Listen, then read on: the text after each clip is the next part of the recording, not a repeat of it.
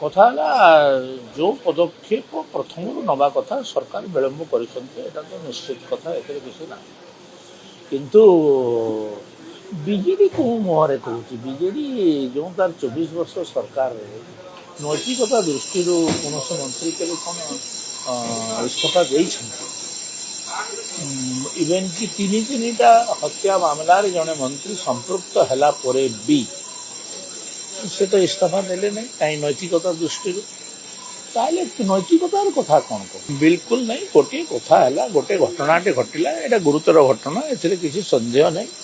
ଯେଉଁମାନେ ସେଥିରେ ତ ମନ୍ତ୍ରୀ ଦାୟୀ ହୁଏ ନାହିଁ ନା, ଯେଉଁମାନେ ସେ ଘଟଣାରେ ସମ୍ପୃକ୍ତ ତା ଉପରେ ତଦନ୍ତ କରିକି ତାଙ୍କର ଉପରେ କାର୍ଯ୍ୟାନୁଷ୍ଠାନ ଗ୍ରହଣ କରିବା କଥା।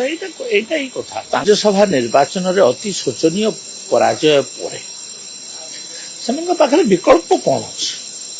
ଲୋକଙ୍କୁ ଦେଖାଇବା ପାଇଁ କ'ଣ ଅଛି? ତ ସେଇପାଇଁ ଏସବୁ ନାଟକ, ଅନ୍ୟ କୌଣସି କାରଣ ନାହିଁ।